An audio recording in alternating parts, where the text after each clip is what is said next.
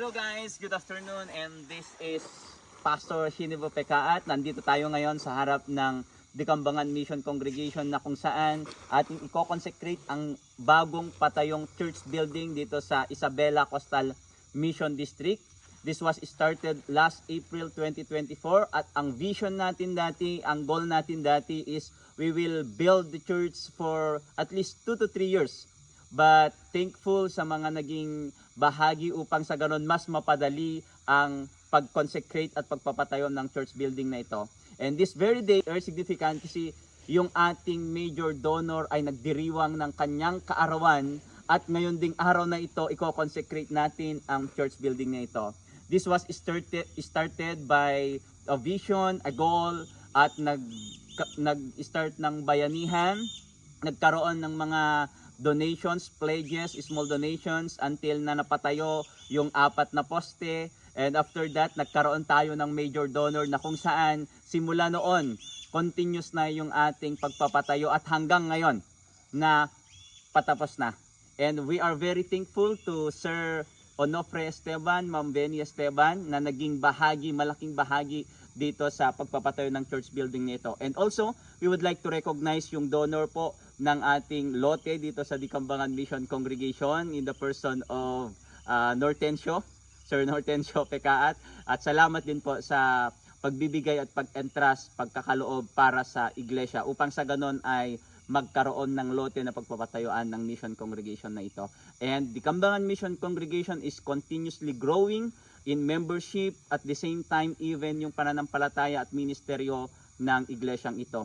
Pinangungunahan ito ni Brother Reyno, isang lay volunteer, at ni Brother Reynaldo na lay volunteer din, 10 ng Sapinit outreach po natin. At abangan natin ang patuloy na paglilingkod at pag-aalab ng pananampalataya ng mga taga Dikambangan Mission Congregation dahil mayroong biyaya para sa kanila. Maraming salamat po at God bless po sa ating lahat.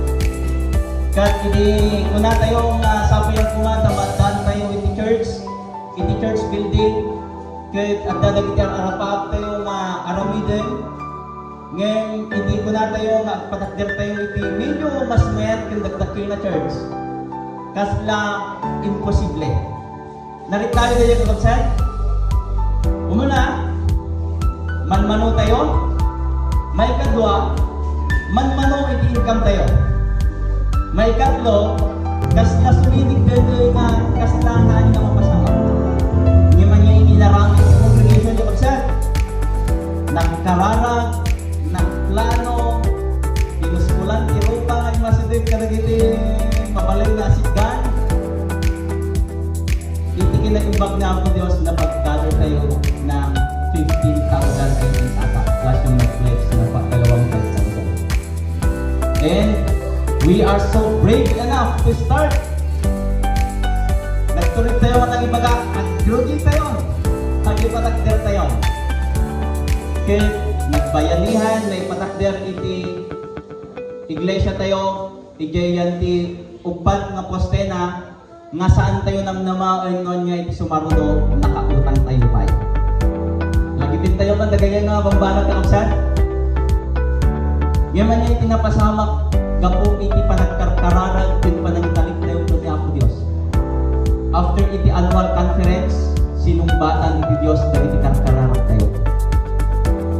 Ket iti kinaimbag na nangaramid wenno nangarawat iti instrumento babaan ini Sir Onofre iso ti birthday na tata ket dinawat ko iti video greetings na mga tayo yung haan nga alpusanan iti sarita iti video ko na and ni Ma'am Benny after the annual conference and PJ nga nagtultuloy dito nga proyekto tayo nim numan pay minuuray adda iti naayat na tumulong no awan kayo kaya awan iti panangigulo iti workeryo kaya dagiti members iti konseho saan lang tangan ang masama kayo uray at kwarta no awan kag trabaho kin mangi trabaho awan lang tayo mapasama so dahito yung mapanakder na kapsat ket simbolo iti pagmati dahito yung iglesia simbolo iti grasya parangarang iti ayat ket iti agtultuloy nga panangipakita iti Dios that nothing is impossible with God.